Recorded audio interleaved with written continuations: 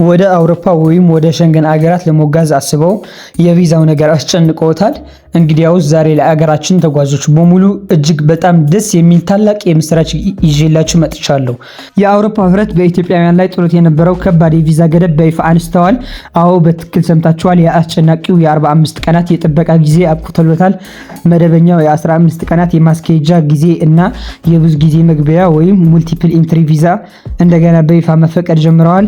ይህ አዲስ ህግ ማንን ያጠቃልላል? ምንስ ጥቅሞች አሉት? አሁን ላይ ቪዛ ለማመልከት ምን ማወቅ አለባችሁ? ሁሉንም ዝርዝር መረጃ በዚህ ቪዲዮ ሰከንድ በሰከንድ አሳያችኋለሁ። እስከ መጨረሻው አብራችሁን ቆዩ።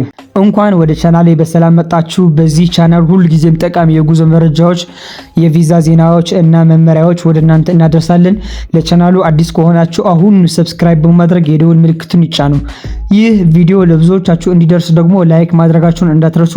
በቀጥታ ወደ ዝርዝር መረጃው እንለፍ። ወደ አዲሱ የምስራች ከመሄዳችን በፊት ይህ ገደብ ለምን ተጥሎ እንደነበር በአጭሩ እንይ።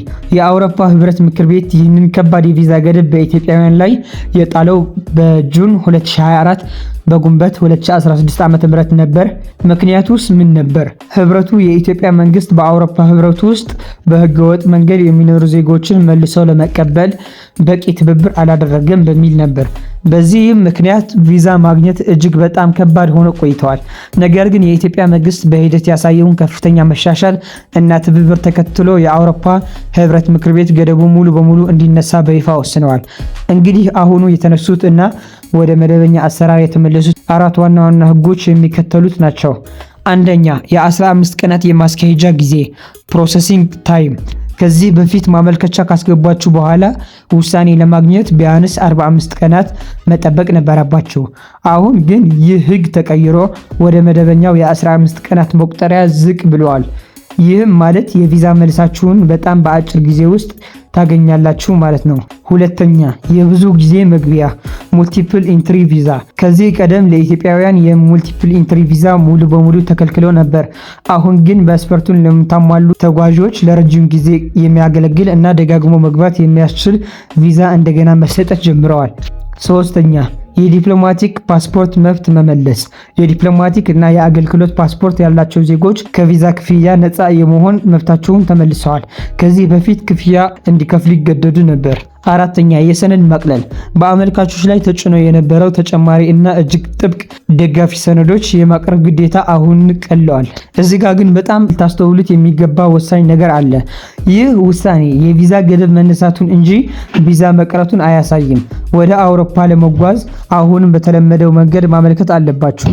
ቪዛው የሚሰጠው ለአጭር ጊዜ ቆይታ በ180 ቀናት ውስጥ እስከ 90 ቀናት ለሚቆይ ቆይታ፣ ለምሳሌ ለቱሪዝም፣ ለንግድ ወይም ቤተሰቡ ለመጠየቅ ለሚሄዱ ነው።